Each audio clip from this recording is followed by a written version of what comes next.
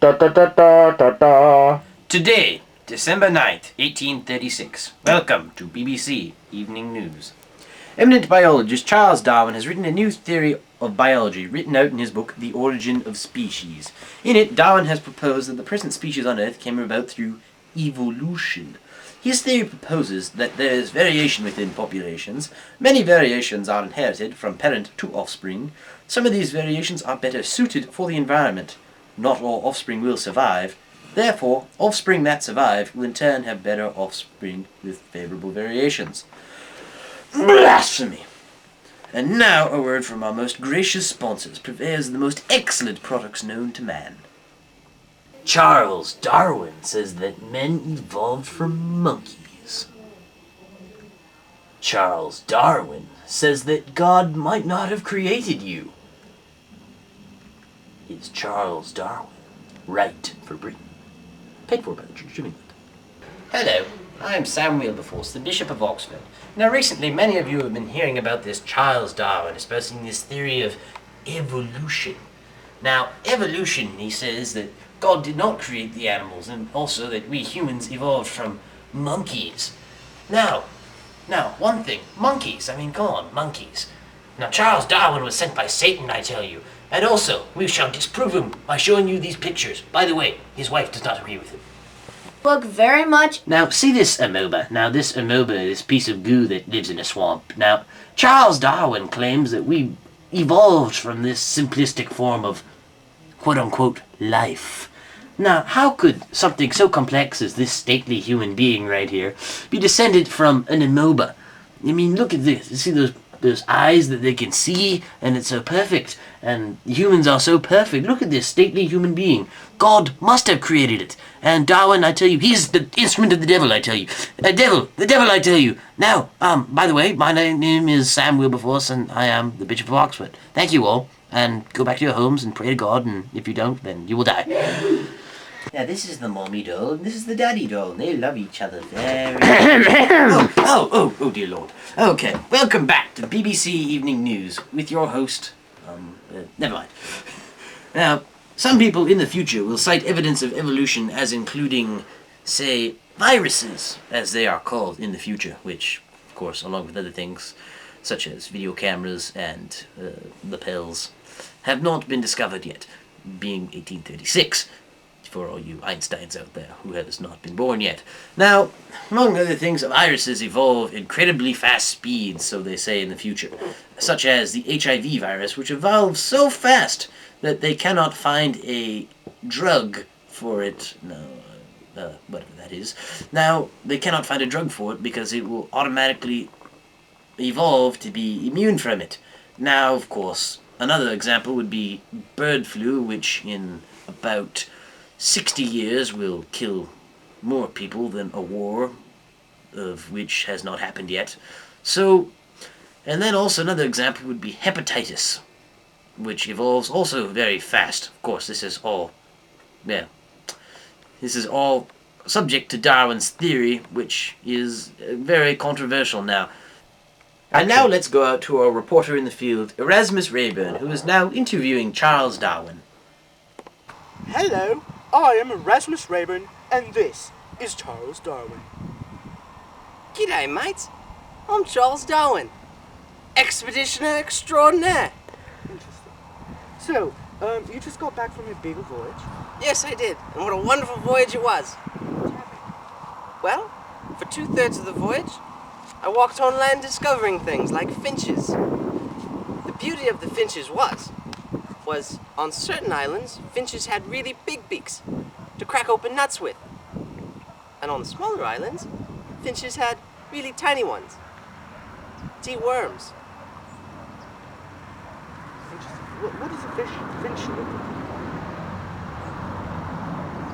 Hundreds of years from now, magicians will copy this very trick. As you can see, there's nothing in the hat. However,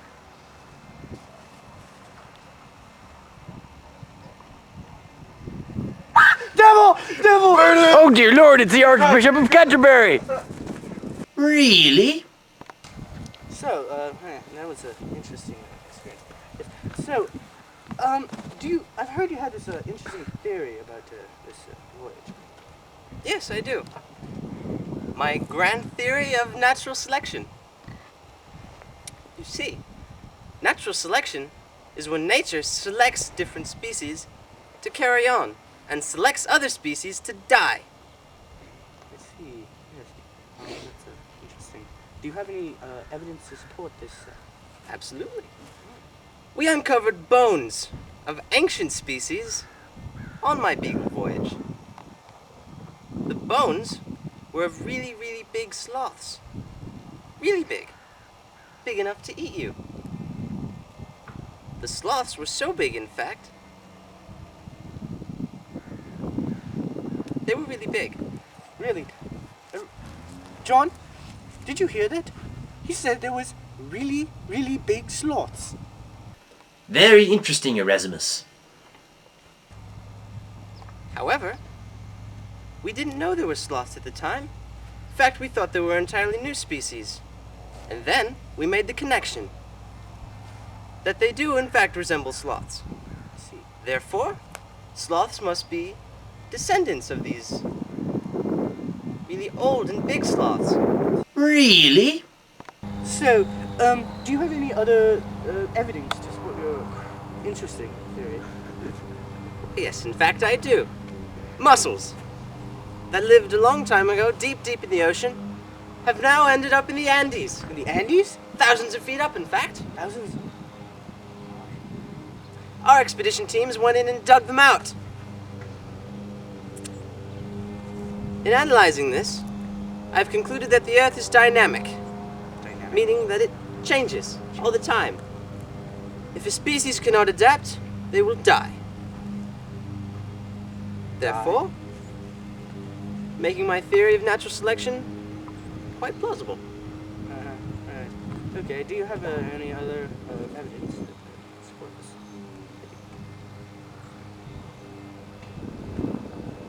No, No? no I don't. No? I don't need it. Really? You No. don't need it. Quite positive. Why not? Because there's these mussels. No, I know about the mussels already. Just this little finch in my pocket. A finch. Well, millions of years ago, this finch was actually a grand dinosaur Dinosaur? called the Tyrannosaurus Rex. What is a Tyrannosaurus Rex? I believe we have not discovered this animal yet. Well, in fact, the Tyrannosaurus Rex was this big dinosaur. Stories high, in fact. This dinosaur, what am I walking stick? This dinosaur was a vicious predator that would gobble off your head in a second. He had short little arms that came out to here and walked down like this. He had a vicious cry.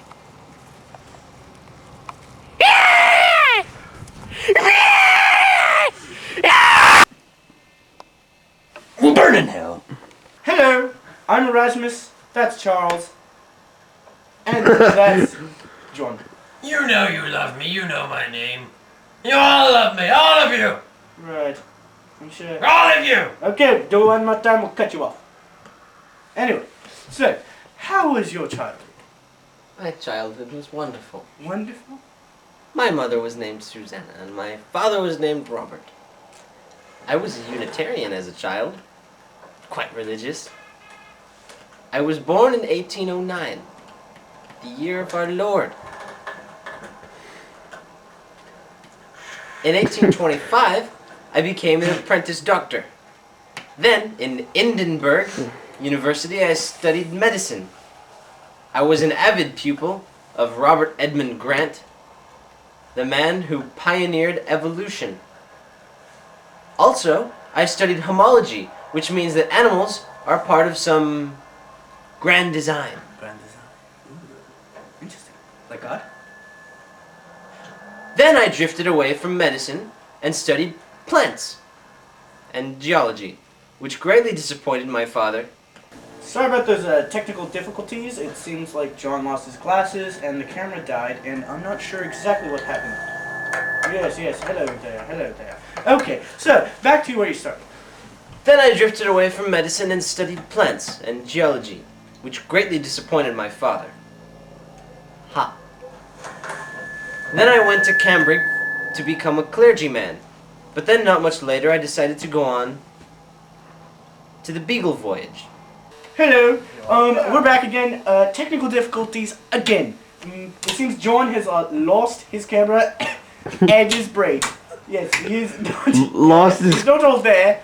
Not at all. No. Okay. Now you were saying something about your Beagle voyage. Ah, yes. My grand Beagle expedition. The Beagle voyage took 5 years, 2/3 of which were spent on land. There I studied many rich varieties of animals and minerals and plants, fossils, finches. Then I met a variety of humans, both colonial and native, That's interesting. some of which happened to be cannibals. Cannibals? Oh god.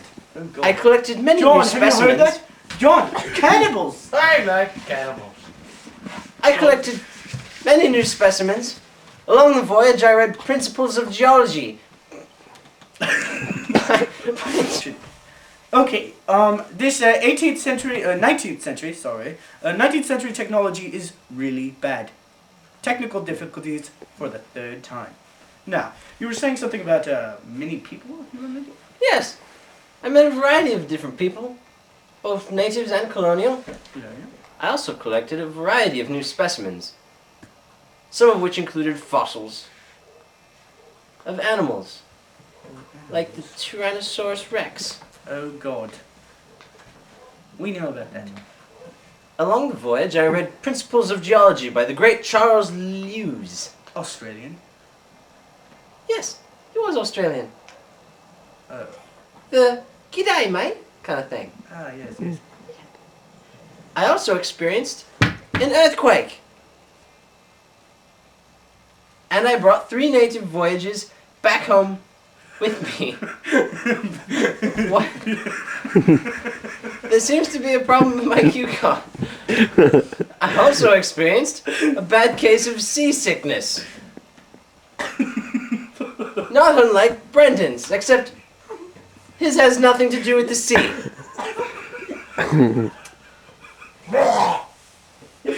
It may have been from an insect bite that I suffered the effects of for the rest of my natural life. Thank you, and good night. Hello, I'm Erasmus Rayburn, and this is Charles Darwin. G'day, mates. I'm Charles Darwin, and I discovered numerous species on my Beagle voyage to the Galapagos Islands, like this finch. Hello, Mr. Finch. Hi, Mr. Darwin. I'm so glad you discovered me, and that mean bishop guy doesn't believe you. I just wanted to let you know that I love you, Mr. Darwin, even if the rest of the world doesn't. Thank you, Mr. Finch. Thank you, Mr. Finch. I love you too. And you want to know what else I discovered?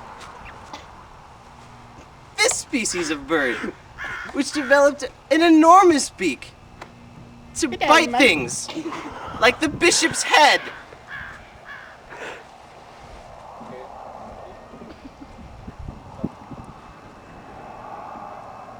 Hi, Mr. Bird. Hi, Darwin. I love you too. Thank you. Thank you all.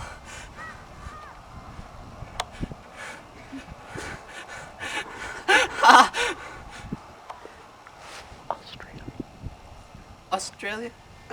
That's where you're from. Oh. G'day, mates.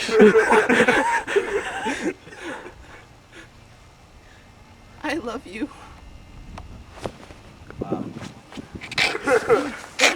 I want to see that.